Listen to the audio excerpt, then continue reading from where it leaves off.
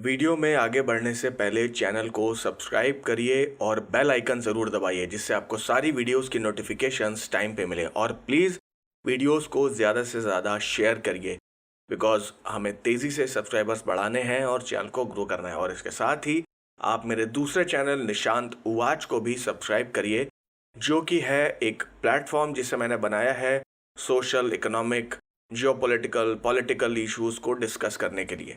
तो प्लीज़ जाइए, उसे भी सब्सक्राइब करिए और बेल आइकन ज़रूर दबाइए। और हर वीडियो के बारे में हमें कमेंट सेक्शन में फीडबैक दीजिए और नई स्टोरीज और बुक्स के बारे में सजेशन भी दीजिए जिससे मैं उनकी ऑडियो बुक्स आपके लिए लाता रहूं। एंजॉय।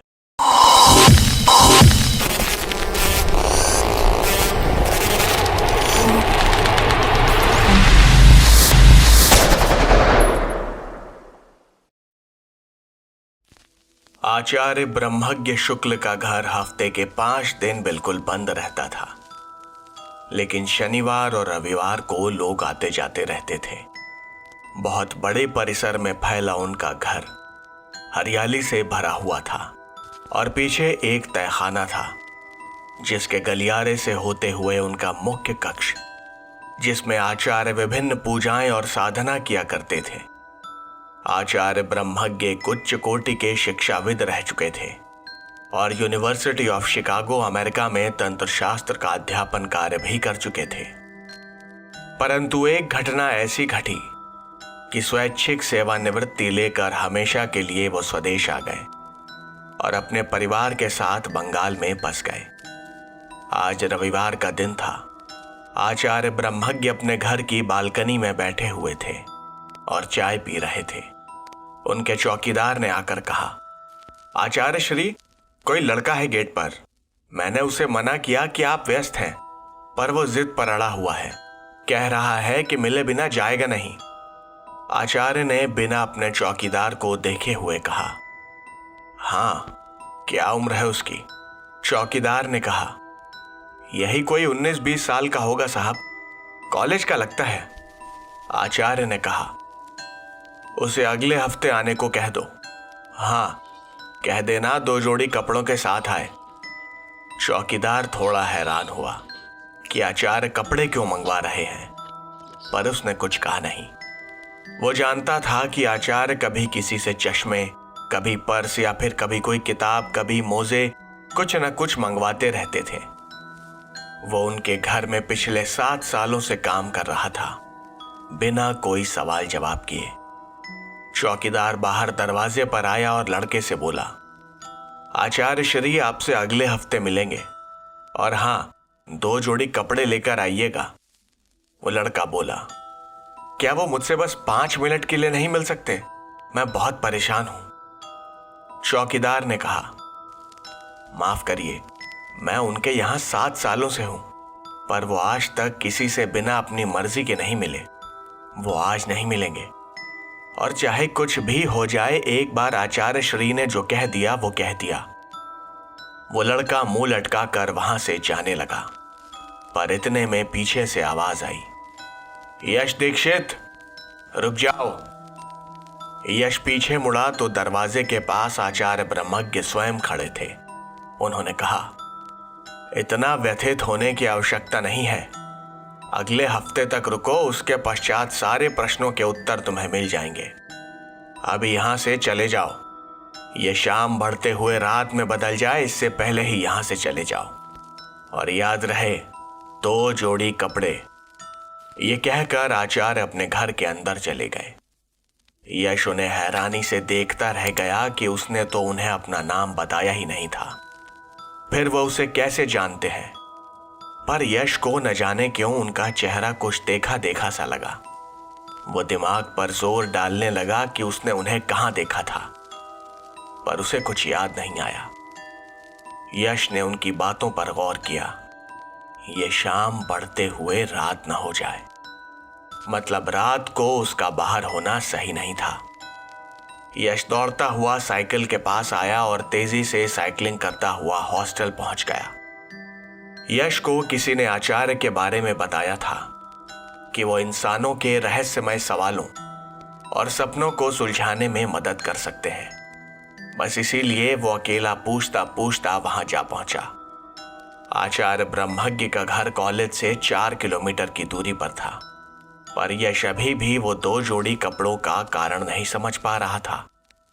उधर वो चौकीदार भी अचंभे में था और सोच रहा था कि आज आचार्य श्री ने पहली बार किसी को खुद आकर जवाब दिया था।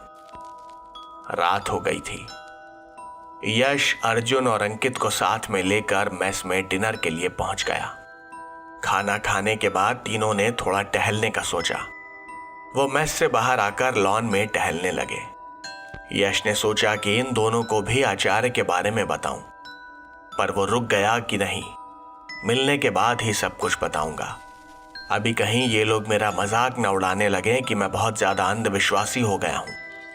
यश के घर की आर्थिक स्थिति ठीक थी, पर वो कोई बहुत संपन्न घर से नहीं था। उसके पिता एक सुलझे हुए इंसान थे, पर बच्चों की पढ़ाई लिखाई और अच्छी परवरिश में ही उनका सारा पैसा खर्च हो जाता था। उन्हें कई बार हाथ तंग करके पैसा खर्च करना पड़ता था। वो एक सरकारी बाबू थे। यश के पुरखे कभी यूपी के रहने वाले थे जो बंगाल में आकर बस गए थे। यश के पिता ने यहीं रहकर अपने घर परिवार को संभाला था, पर अब उनकी आर्थिक स्थिति और भी बिगड़ रही थी, क्योंकि यश के छोटे भाई बहन की पढ़ाई लिखाई और कॉलेज का खर्चा काफी था। एक दिन यश के पापा पैदल ही जब अपने ऑफिस से घर लौट रहे थे तो शाम हो गई थी। यही कोई 7 बजे होंगे। तब उन्हें महसूस हुआ कि कोई उनका पीछा कर रहा है। उन्होंने जैसे ही मुड़कर देखा तो पीछे कोई नहीं था। उनके ऑफिस से उनका घर अगर पैदल जाने की बात करें तो केवल 10 मिनट की दूरी पर था। उन्होंने जैसे ही दोबारा चलना शुरू किया तो उन्हें फिर से लगा कि उनके पीछे कोई है। उन्होंने पीछे मुड़कर देखा तो एक आदमी, जो शायद उन्हें देखकर दीवार के पीछे छिप गया था, वो उन्हें दिख गया। यश के पिताजी अपनी चिंतित सी आवाज को कड़क करके बोले, कौन है? मेरा पीछा करने की वजह क्या है? बाहर निकलो, छुपने की कोशिश मत करो।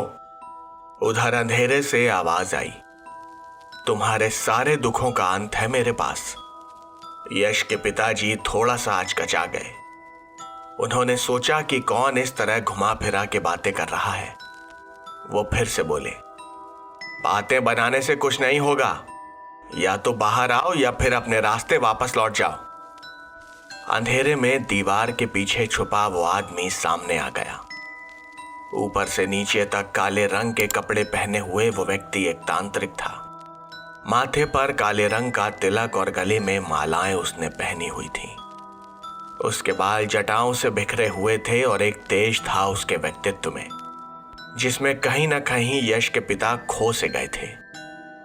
तांत्रिक बोला, पैसा खत्म हो रहा है ना दीक्षित महोदय? बच्चों की पढ़ाई लिखाई में बहुत खर्च होता है। मैंने सोचा कुछ सहायता कर दूं आपकी, किस्मत बदल दूं। एक क्लर्क की सैलरी में बच्चों को पढ़ाना, धन्य है आप, और ईमानदार भी। ये कहते हुए वो तांत्रिक मंद मंद मुस्कुराने लगा। दीक्षित जी हैरान थे। वो परेशान दृष्टि से तांत्रिक को देखने लगे और उन्होंने पूछा कि उसे ये सब कैसे पता। उन्होंने कहा, कौन हो तुम? मेरी रेकी कर रहे हो ना शायद, तभी सब कुछ जानते हो। सीधे सीधे बताओ वरना पुलिस स्टेशन पहुंचा दूंगा। उस तांत्रिक ने जवाब दिया, दीक्षित महोदय, रेकी तो एक तुच्छ वस्तु है हम तांत्रिकों के लिए। बस आंखें बंद करके सारा भेद जान लेते हैं हम, और इस समय में आपको अर्थ की कितनी आवश्यकता है ये भी हमें ज्ञात है। इसीलिए आपको बीच मार्ग में रोकना पड़ा। तीनों बच्चों को उच्च शिक्षा दिलवाइए, परंतु पहले पर्याप्त राशि का प्रबंध तो कर लीजिए। दीक्षित जी अब थोड़े नर्म हो गए थे, पर वो तांत्रिक की बातों में अब भी नहीं आए थे। वो बोले, देखिए, मुझे आपकी किसी मदद की जरूरत नहीं। बहुत बहुत धन्यवाद। कृपा करके मेरा रास्ता छोड़ें। ये कहकर वो अपने रास्ते चल दिए, पर तांत्रिक का काम तो दीक्षित जी के बिना होना असंभव था। वो उन्हें कैसे जाने देता। वो उनके साथ चलने लगा और बोला, आपका बड़ा बेटा यश कितने आर्थिक संकटों के बाद भी आपसे कुछ नहीं कहता। एक अच्छा लैपटॉप तक नहीं ले सकता और पढ़ाई के लिए वो कितना आवश्यक होता है ये आप भी जानते हैं। दीक्षित जी ने तुरंत पूछा, यश को तुम कैसे जानते हो? तुम मेरे बच्चों से दूर रहो और मुझे कोई मदद नहीं चाहिए तुम्हारी। पेड़ लगा रखा है क्या तुमने, जो पैसे झड़ जाएंगे जब चाहोगे तब? निकलो यहां से। दीक्षित जी सख्त हो गए थे। वो तांत्रिक कुछ सोचकर बोला, यदि मेरी बात मानकर चलोगे तो सारे कष्ट मिट जाएंगे। मैं सहायता करूंगा आपकी दीक्षित महोदय। रात को 10 बजे मुझे लाल हवेली के पीछे तालाब पर मिल जाना। बस यही अवसर है आपके पास, विचार करिए। ये कहकर तांत्रिक वहां से निकल गया। दीक्षित जी पैदल चलते हुए घर जल्दी पहुंच गए थे। वो थोड़ा हाँफ रहे थे। उनकी पत्नी ने आते ही पूछा कि ऐसे हाँफ क्यों रहे हैं, तो उन्होंने पानी के लिए इशारा किया। पानी पीकर वो वहीं कुर्सी पर बैठ गए। उन्होंने कहा कि कोई बात नहीं, बस थोड़ा सा जल्दी जल्दी चलते हुए आया हूं। रात को डिनर करके सब सोने चले गए थे। दीक्षित जी भी लेट गए थे, पर उनके दिमाग में उस तांत्रिक ने जो प्रश्न डाले थे वो अब भटक रहे थे। उन्हें अपनी पैसों की बढ़ती तंगी का ख्याल आ रहा था, पर वो ये भी सोच रहे थे कि एक तांत्रिक आखिर उनकी मदद क्यों करना चाहता है और वो उन्हें जानता कैसे था। रात के 9:30 बजे हुए थे। उनके मन में विचार आया कि तांत्रिक ने रात के 10 बजे लाल हवेली के पीछे वाले तालाब पर मिलने बुलाया है। वो अचानक उठकर बैठ गए। उनके मन में अपने बच्चों की छवि घूमने लगी कि कैसे मेरे बच्चे बहुत जरूरी वस्तुओं के अलावा कहीं पैसा नहीं खर्चते, एक एक रुपया देख कर खर्च करते हैं। उनकी पत्नी सो चुकी थी। वो चुपके से उठे और पोर्च से निकलकर पीछे वाले दरवाजे से बाहर निकले। अपना स्कूटर उन्होंने टहलाते हुए सड़क पर लाया और स्टार्ट किया और लाल हवेली वाले तालाब की ओर निकल पड़े। उधर वो तांत्रिक तो पहले ही सारा जाल बिछाए बैठा था। उसे यकीन था कि दीक्षित जी जरूर आएंगे। ठीक 10:10 पर दीक्षित जी ने अपना स्कूटर लाल हवेली के पास ही पार्क कर दिया और उस तालाब की ओर जाने लगे, जो कि पार्क के ठीक सामने था। रात के इस वक्त उस इलाके में कोई नहीं आता जाता था। दीक्षित जी तालाब के एकदम किनारे पहुंच गए थे। शुक्ल पक्ष की चतुर्दशी थी, अर्थात पूर्णिमा से एक दिन पहले का चांद ऊपर आसमान में चमक रहा था। तांत्रिक को ढूंढते हुए वो इधर उधर देखने लगे। तभी एक आवाज आई, स्वागत है दीक्षित महोदय। मैं जानता था आप अवश्य आएंगे। आइए, यहां आइए। वो तांत्रिक पास ही बैठा था। वो उसकी ओर बढ़े और बोले, तुमने मुझे 10 बजे सुनसान जगह पर क्यों बुलाया है और क्या मकसद है तुम्हारा? तांत्रिक ने उनसे एक आसन पर बैठने को कहा। उसने कहा कि वो सब बताएगा, पर उन्हें ये बातें किसी और को नहीं बतानी है, अन्यथा इसके विपरीत परिणाम होंगे। उसने कहा कि वो आज उन्हें एक ऐसी पूजा के बारे में बता रहा है कि वो जो भी वस्तु या मुद्रा या फिर जो भी फल चाहे उसे प्राप्त कर सकेंगे। आज की पूजा एक उदाहरण होगी और अगर इसी तरह वो कल भी पूजा करेंगे तो उन्हें धनवान होने और प्रतिष्ठा प्राप्त करने से कोई रोक नहीं सकेगा। दीक्षित जी बोले, ये किस तरह की पूजा है? कौन से भगवान की पूजा करनी होगी? तांत्रिक ने कहा, भगवान को हर बात के लिए परेशान करना उचित नहीं है दीक्षित महोदय। उनके अलावा भी कई देव देवियां हैं जो पूजा करने से प्रसन्न हो जाते हैं। यक्षिणी की पूजा करनी होगी आपको, तभी आप इच्छित फल प्राप्त कर पाएंगे। यक्षिणियां यक्षलोक में निवास करती हैं और पूजा करने से प्रसन्न होकर इच्छित फल प्रदान करती हैं। दीक्षित जी ने पहले कभी इस प्रकार की पूजा नहीं की थी। वो थोड़े आशंकित थे कि यह किस तरह की पूजा है, पर तांत्रिक की बातों में आकर वो इसे करने को तैयार हो गए। वो तांत्रिक उन्हें एक दूसरे आसन पर बैठाता है और खुद हवन कुंड प्रज्वलित करके कुछ सामग्रियां उसमें होम करता है। वो उनसे कई सारी विधियां करवाता है और अंत में पूजा समाप्त करके दीक्षित जी को कहता है कि चुपचाप बिना किसी से कहे सुने घर लौट जाएं। घर में कोई भी बात ना करें और कल पूर्णिमा की रात को 11 बजे वापस इसी स्थान पर आ जाएं। कल की पूजा के बाद उन्हें धीरे धीरे लाभ मिलता जाएगा और याद रहे वो बात कभी किसी को बताना नहीं, वरना वो अपने खुद के जीवन को संकट में डाल लेंगे। दीक्षित जी इस पूजा के बाद कुछ सम्मोहित से हो गए थे। वो चुपचाप उठकर सीधा अपने स्कूटर को स्टार्ट करके घर पहुंच गए। दीक्षित जी ने घर पहुंचकर सीधे स्कूटर लगाया और दबे पैरों से बिस्तर पर जाकर लेट गए। उन्होंने चादर को मुंह तक खींच लिया और सोने की कोशिश करने लगे, पर रात में हुई सारी घटनाएं और उस तांत्रिक की कही बातें उन्हें सोने नहीं दे रही थीं। वो तांत्रिक द्वारा कही गई बातों और उस विशेष पूजा के बारे में सोचते रहे। न जाने कब उनकी आंख लग गई और सुबह उनकी पत्नी ने चाय लेकर उन्हें उठाया। दीक्षित जी हड़बड़ाकर उठे तो उनकी पत्नी को थोड़ा आश्चर्य हुआ। उन्हें लगा कि ये किस तरह का बर्ताव कर रहे हैं और उनके माथे पर लगे तिलक बिंदु को देख पत्नी घोर विस्मय से उन्हें देखने लगी। वो पूछ बैठी, रात को ये तिलक आपके सर पर कैसे आया? कोई पूजा की थी क्या रात में? दीक्षित जी ने हड़बड़ा कर अपना हाथ अपने माथे पर मारा और हाथ पर लगे तिलक को देखकर वो सकपका गए। उन्होंने कहा, पूजा? कौन सी पूजा? अरे मैं कोई पूजा रात में क्यों करूंगा? ये तो मैंने सुबह अभी जल्दी उठ के पूजा की थी, इसलिए लगाया है यहीं पे। उनकी पत्नी की आंखें प्रश्नवाचक दृष्टि से दीक्षित जी को देख रही थीं।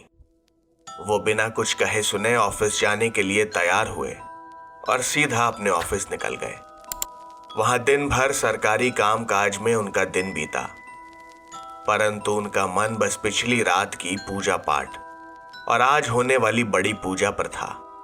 शाम को वो घर आ गए। उन्होंने चाय पी और कमरे में जाकर बैठ गए। न किसी से कुछ बात की और ना ही कुछ कहा, बस बार बार घड़ी की तरफ देखते रहे। उनका ये अनमना सा व्यवहार देखकर उनकी पत्नी बोली, आपकी तबीयत तो ठीक है ना? ऐसे बेचैन और परेशान नहीं होते आप। क्या हो गया? कहीं जाना है आपको? कोई ट्रेन छूट रही है क्या? दीक्षित जी ने जवाब दिया, नहीं नहीं, ऐसा कुछ नहीं है। तुम बहुत ज्यादा सोचने लगी हो। बस डिनर करके सो जाते हैं और क्या। वैसे भी मैं काफी थक गया हूं। ये कहकर दीक्षित जी अपने कमरे में चले गए। पत्नी डिनर टेबल सेट करने में व्यस्त हो गई और बच्चे अपनी पढ़ाई में।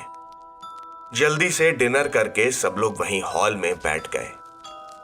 घर के सारे लोग वहीं हॉल में डिनर के बाद बैठकर कुछ बातें किया करते थे, पर आज दीक्षित जी खाना खाकर सीधा अपने कक्ष में सोने का नाटक करने चले गए। पत्नी और बच्चों को अजीब लगा तो उन्होंने पूछा। इस पर दीक्षित जी ने कहा कि मैं काफी थका हुआ हूं, अभी मैं सोने जा रहा हूं, कल बात करते हैं।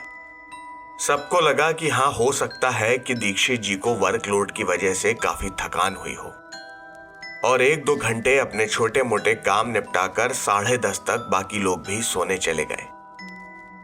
दीक्षित जी अभी तक सोए नहीं थे, बल्कि सोने का नाटक कर रहे थे।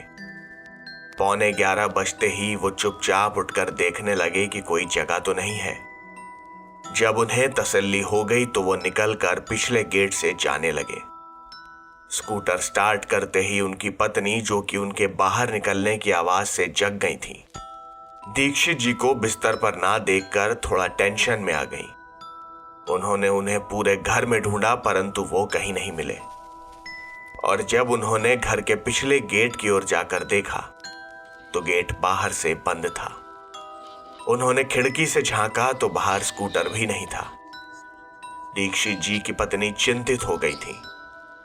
उन्होंने सोचा कि वो बच्चों को जगाएं, पर सुबह उनकी कोचिंग होने की वजह से बच्चे भी गहरी नींद में सो चुके थे। वो परेशान होकर घर में यहां वहां टहलने लगी और सोचा कि कुछ देर इंतजार करते हैं, हो सकता है उन्हें कोई काम आ गया हो। दूसरी तरफ दीक्षित जी लाल हवेली के पीछे वाले तालाब पर आ गए थे और पिछली रात वाली पूजा स्थान पर आकर रुक गए थे। वो तालाब के पास खड़े इधर उधर देखकर उस तांत्रिक को ढूंढ रहे थे। उन्हें वो तांत्रिक तालाब के किनारे से बाहर आता हुआ दिखाई दिया। दीक्षित जी को देखकर उसकी बाँछें खिल गई थीं। अब उसे पूर्ण विश्वास हो गया था कि ये मुझे सिद्ध तांत्रिक बनाने में सहायक प्यादा हो सकता है। दीक्षित जी ने तांत्रिक को हाथ जोड़कर अभिवादन किया। तांत्रिक बोला, दीक्षित महोदय, हमें आपको एक आवश्यक बात बतानी है, किंतु पहले हम इस पूर्णमासी के पूजा मुहूर्त को कर लेते हैं, अन्यथा इसके लाभ से हम चूक जाएंगे। दीक्षित जी को पुनः आसन पर बैठने को कहकर तांत्रिक ध्यान मग्न हो गया। यक्षिणी साधना करने का इस तांत्रिक अघोरेश का ये 36वें दिन का पूजा पाठ था। बेचारे दीक्षित जी को अघोरेश केवल खुद के स्वार्थ सिद्धि के लिए इस्तेमाल कर रहा था, वो भी उनके पैसे की कमी दूर करने का लालच देकर।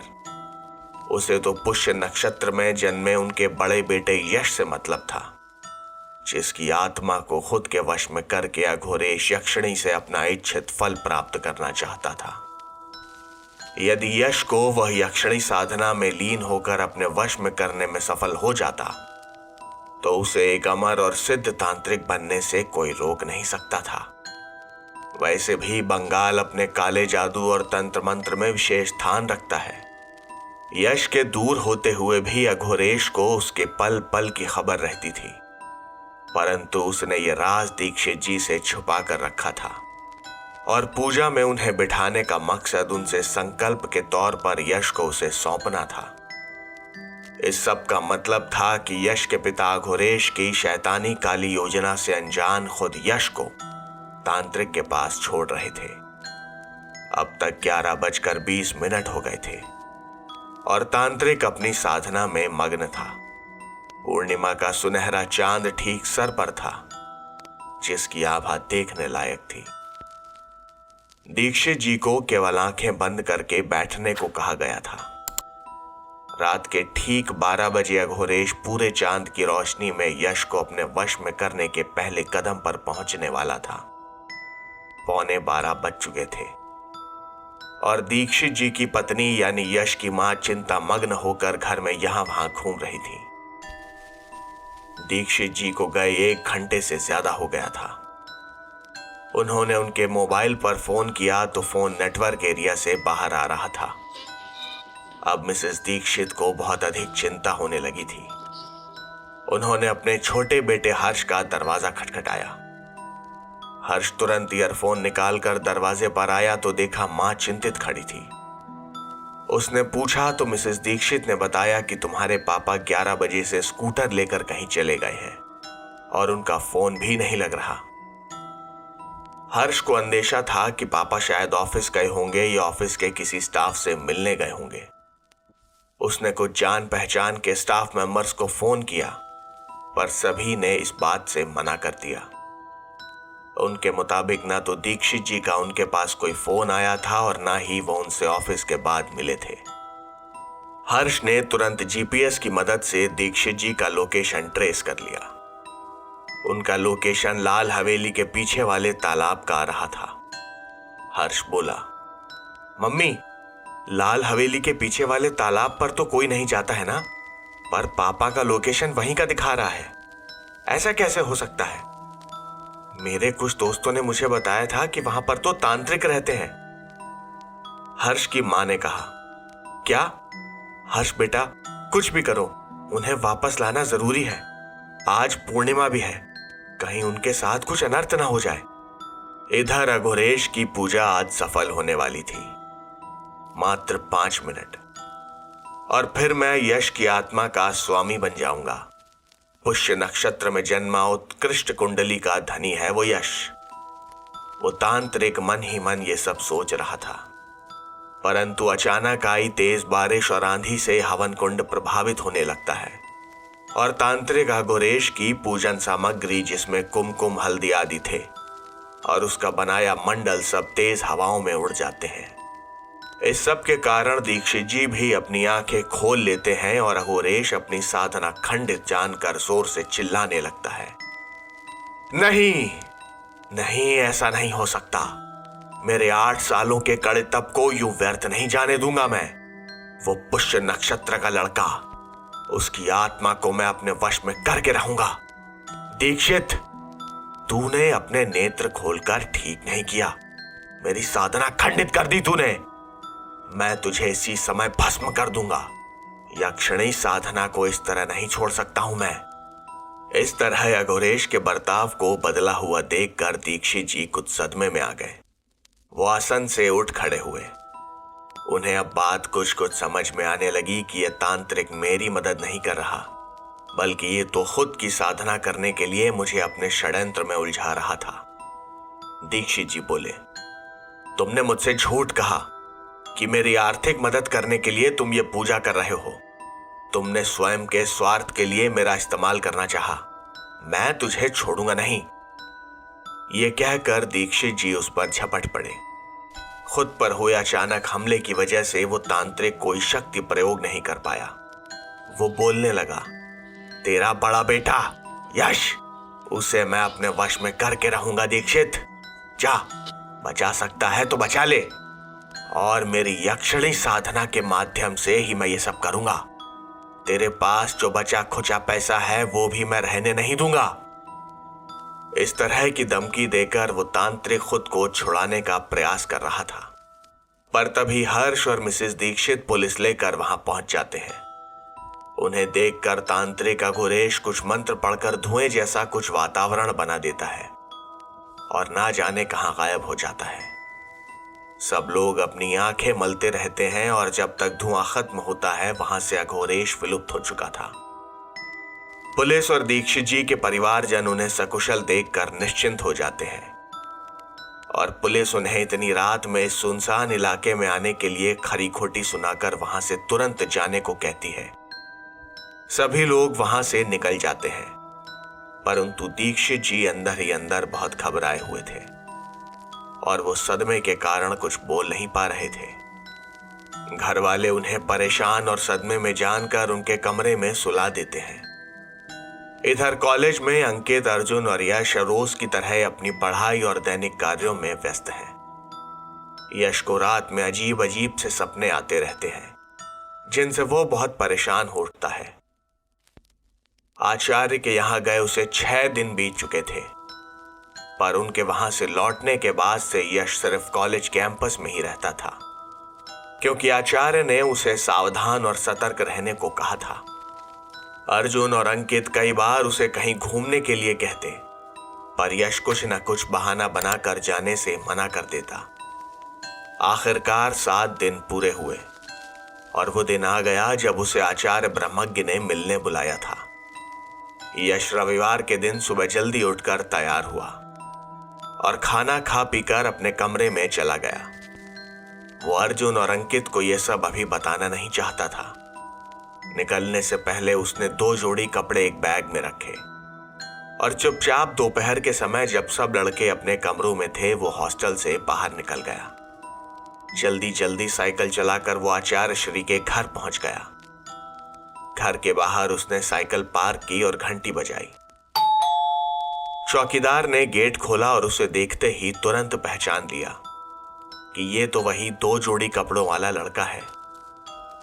उसने यश को अंदर आने को कहा तो यश हैरान सा हुआ और बोला, अंकल आज रोकेंगे नहीं मुझे? चौकीदार ने कहा, नहीं बेटा, आज आपको आचार्य श्री से मिलने के लिए उन्होंने खुद बुलाया है, मैं आपको कैसे रोक सकता हूं। यश अंदर लगी कुर्सी पर बैठ गया और चौकीदार आचार्य श्री को बुलाने चला गया। वो तहखाने में जाकर वहां लगी घंटी को बजा कर आया। आचार्य श्री उस समय तहखाने के बाद वाले उनके पूजा साधना कक्ष में थे। तकरीबन 5 मिनट बाद एक जवाबी घंटी की ध्वनि सुनाई दी। चौकीदार ने गेट के पास जाकर कहा, आचार्य श्री, वो 2 जोड़ी कपड़े वाला लड़का आ गया है।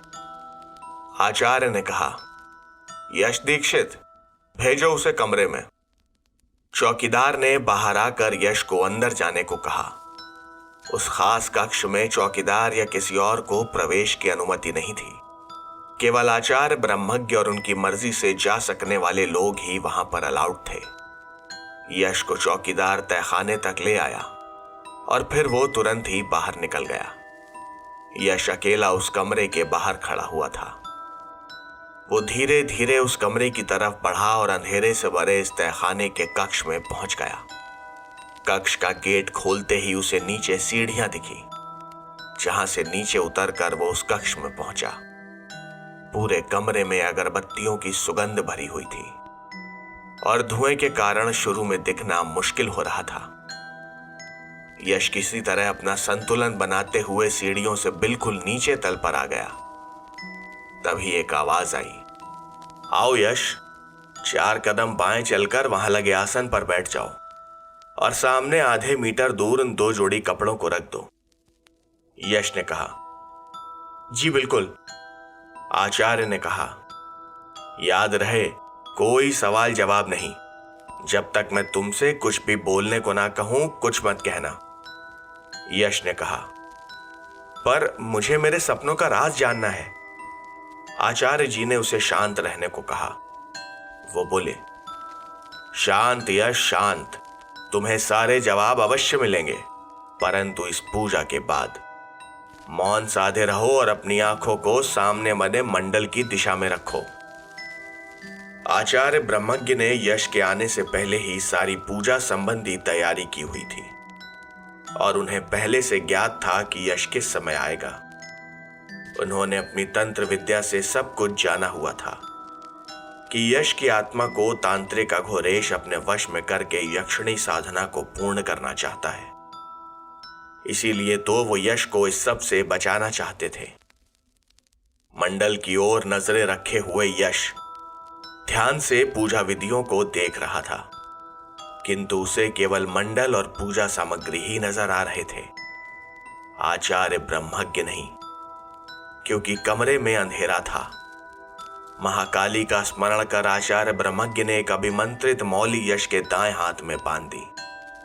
फिर उन कपड़ों को जिन्हें यश लाया था, इन पर कुमकुम और चावल का छिड़काव किया। गंगा जल से एक अंजुली भरकर कपड़ों पर डालते ही उनमें से नीले रंग का धुआं उठने लगा। ये सब देखकर यश हैरान और विस्मित हो उठा था। ये क्या था? कपड़ों से धुआं? और फिर धीरे धीरे कपड़े हवा में ऊपर उठने लगे और नीला धुआं सारी दिशाओं में फैलने लगा। वो कपड़े दोबारा मंडल में आकर गिर गए और मंडल के सामने रखे एक पानी से भरे बड़े से बर्तन में हलचल होने लगी। आचार्य ने जैसे ही उसमें गंगा जल डाला और वह पानी एक शीशे की तरह चमकने लगा। उसमें एक काले कपड़े पहने हुए आसन पर बैठे व्यक्ति की छवि उभरी, जिसे देखते ही यश के रोंगटे खड़े हो गए। वो सोचने लगा, ये तो वही सपने वाला तांत्रिक है जो झील के किनारे दिखा था और यक्षिणी साधना कर रहा था। ओ गॉड! पर आचार्य के निर्देश की वजह से वो कुछ बोला नहीं। फिर उस पानी में जो दीक्षित जी के साथ हुआ वो एक मूवी की तरह स्वयं चलने लगा और सारा घटनाक्रम यश को दिख गया। अब तक यश जान चुका था कि अघोरेश ही वो तांत्रिक है जिसने उसके पिता को आर्थिक रूप से अक्षम बना दिया है। यश के मन में गुस्सा और दुख भर गया। अब धीरे धीरे कमरे का अंधेरा छटने लगा और पूरा कमरा एक अद्भुत रोशनी से भर गया। यश को उस कमरे की प्रत्येक वस्तु बिल्कुल साफ दिखाई देने लगी थी और आचार्य ब्रह्मज्ञ का मुखमंडल भी स्पष्ट हो चुका था। यश का दिमाग कौंधा। ओह, तो उस दिन झील वाले रास्ते पर वो सफेद कुर्ते पैजामे वाले आदमी कोई और नहीं बल्कि स्वयं आचार्य ब्रह्मज्ञ थे। शिट यार! आचार्य ने यश के मन को पढ़ लिया था। वो मन ही मन मुस्कुराने लगे। उन्होंने कहा, अब पूछो, क्या सवाल है तुम्हारे? यश ने कहा, कोई सवाल नहीं आचार्य जी, इस पूजा के माध्यम से मेरे कई सवाल हल हो गए। यश को सपने इसीलिए आते थे कि उसकी आत्मा को तांत्रिक अघोरेश ने दीक्षित जी को पैसे देने का लालच देकर स्वयं के वश में करने का प्रयास किया था और उस दिन झील के किनारे आचार्य श्री एक तंत्र पूजा को खत्म करने के बाद बचे हुए अवशेषों को विसर्जित करने गए थे तभी उनकी नजर यश पर गई और उसके आसपास उपस्थित नकारात्मक अदृश्य तरंगों को उन्होंने महसूस करके उसे रोकने का प्रयास भी किया, किंतु वो तीनों बच्चे झील पर हुए उस डरावने अनुभव से डरकर वहां से भाग गए थे। यश के सवालों के जवाब आचार्य ब्रह्मज्ञ ने उस विशेष पूजा के माध्यम से दे दिए थे। यश को अब अपने सपनों में दिखाई देने वाली सारी चीजों का रहस्य समझ में आ गया था। उन 2 जोड़ी कपड़ों को आचार्य ने तहखाने के एकदम बीचों बीच जाकर एक दरवाजे में पहुंचा दिया था। ये कैसा तहखाना था? आचार्य ब्रह्मज्ञ का घर स्वयं ही रहस्य के अनेक पन्नों की एक किताब था। हर पन्ने पर एक अद्भुत और अद्वितीय लेखनी लिखी थी, मानो वो खुद एक महान विशारद और तंत्र शास्त्र के प्रकांड ज्ञाता थे। आचार्य को नमन कर लौटते यश को उन्होंने एक लाल रंग की मखमली पोटली नुमा वस्तु दी। यश ने उन्हें प्रश्नों के मिश्र भाव युक्त शब्दों में कहा, इसमें क्या है आचार्य जी? आचार्य श्री ने कहा, इसे ले जाकर अपने कक्ष की उत्तरी दीवार में लगे कांच के पीछे छिपा देना। जाओ, तुम्हारे मित्र तुम्हें ढूंढ रहे हैं। यश वहां से निकलकर सीधा हॉस्टल पहुंचा। सामने ही अंकित और अर्जुन कैंटीन के पास दिख गए। अर्जुन ने यश को देखकर हैरानी से पूछा, कहां से आ रहा है यार, और ये कौन सा डियो लगाया है तूने? अर्जुन की बात पर यश ने गौर किया तो उसने महसूस किया कि उससे एक खुशबू सी आ रही थी, पर उसने तो कोई डियो या परफ्यूम लगाया ही नहीं था। फिर इतनी तेज सुगंध कहां से फैल गई थी? अंकित ने कहा, यश यार तू अजीब आइटम है, कभी झील कभी सपने कभी ये डियो, चक्कर क्या है यार? यश ने दोनों को देखकर कहा, मेरे पास बहुत सी बातें हैं जो तुम दोनों को बतानी है, जल्दी चलो मेरे रूम में। अंकित और अर्जुन उसके पीछे हो लिए थे, लेकिन लाल सिंह ये सारी बातें वहीं पास में खड़ा सुन रहा था। उसे उन तीनों पर शुरू से ही शक था। वो बिना देर किए चुपचाप उनके पीछे हो लिया। यश, अर्जुन और अंकित कमरे में दाखिल हुए और दरवाजा बंद हो गया। लाल सिंह दरवाजे के एकदम बाहर अपने कान किसी जासूसी कुत्ते की तरह लगाकर खड़ा हुआ था। यश ने कहना शुरू किया, मैंने आज अपने सारे सवालों के जवाब जान लिए हैं और अब तुम दोनों को भी मैं सारी मिस्ट्री बताता हूं। मैंने आज आचार्य ब्रह्मज्ञ से मुलाकात की। यार क्या अमेजिंग आदमी है। उन्होंने साइंस और मिथोलॉजी का ऐसा बेजोड़ कॉम्बिनेशन मुझे दिखाया कि बस मैं क्या बताऊं। उन्होंने मेरी बहुत हेल्प की है। यश उन्हें सारी बातें विस्तार से बताता जा रहा था कि अचानक उसका ध्यान बाहर की ओर गया। दरवाजे के बाहर उसे सिक्कों के खनक की आवाज सुनाई दी। यश बोलते बोलते रुक गया और तीनों उठकर दरवाजे पर गए। उन्होंने देखा कुछ सिक्के अंदर पहुंच गए थे। गेट खोलते ही लाल सिंह को देखकर वो तीनों अचंभित थे। लाल सिंह अपने गिरे हुए सिक्कों को उठाने में लगा था। अर्जुन बोल पड़ा, लाल सिंह जी आप हमारे कमरे के बाहर क्या कर रहे थे? लाल सिंह हड़बड़ाते हुए बोला, मैं कुछ नहीं यार, मैं बस अपने सिक्के उठा रहा था, वो मैं जा रहा था तो गिर पड़े। अंकित ने कहा, यश के ही कमरे के बाहर? लाल सिंह ने हड़बड़ाते हुए कहा, मैं कुछ नहीं, मैं बस अपने सिक्के उठा रहा था, वो यहां से निकलते वक्त गिर पड़े थे। अर्जुन ने कहा, तो फिर कैसा है लाल सिंह जी, ये लीजिए आपके सिक्के, अंदर आ गए थे हमसे मिलने। वो सिक्के लेकर लाल सिंह वहां से निकल गया। अंकित, अर्जुन और यश फिर से अंदर चले गए। यश को समझ आ गया था कि लाल सिंह ने उनकी सारी बातें सुन ली हैं, वो कहीं किसी और को बता न दे। यश ने बची खुची कहानी भी अपने दोनों दोस्तों को बताई और मेस में जाकर डिनर किया। यश की बताई सारी बातों में अर्जुन को काफी इंटरेस्ट आया था, क्योंकि वो आजकल खुद भी यक्षिणी के बारे में ही पढ़ता रहता था। आज फिर अर्जुन ने लैपटॉप में यक्षिणियों के बारे में पढ़ना शुरू किया। उसने अभी तक अपने इस शौक के बारे में अपने दोस्तों को नहीं बताया था। वो शायद उसका मजाक उड़ाते कि वो कब से इन फैंटेसी चीजों में घुस गया है। अर्जुन ने सोचा कि क्यों ना यक्षिणी साधना को डीपली स्टडी करूं।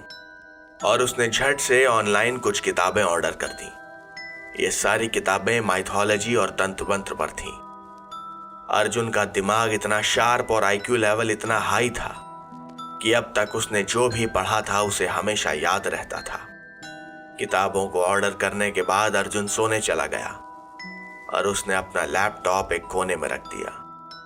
इधर यश ने अपनी जेब से आचार्य द्वारा दी गई पोटली निकालकर उनके कहे अनुसार नॉर्थ की दीवार पर लगे कांच के पीछे छिपा दी। यश का दिमाग फिर से कौंधा। वो खुद से बातें कर रहा था। आचार्य को मेरे हॉस्टल रूम की दीवार पर लगे मिरर तक का पता है। ओह गॉड, ये पॉसिबल कैसे है यार?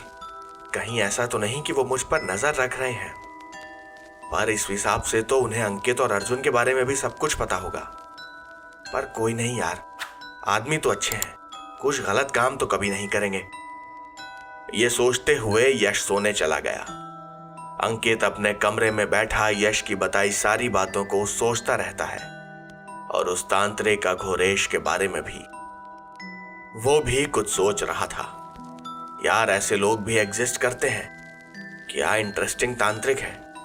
यश यहाँ हॉस्टल में खड़गपुर में है और उसके पापा वहां मिदनापुर में। उसने वहीं से वो सब कर दिया।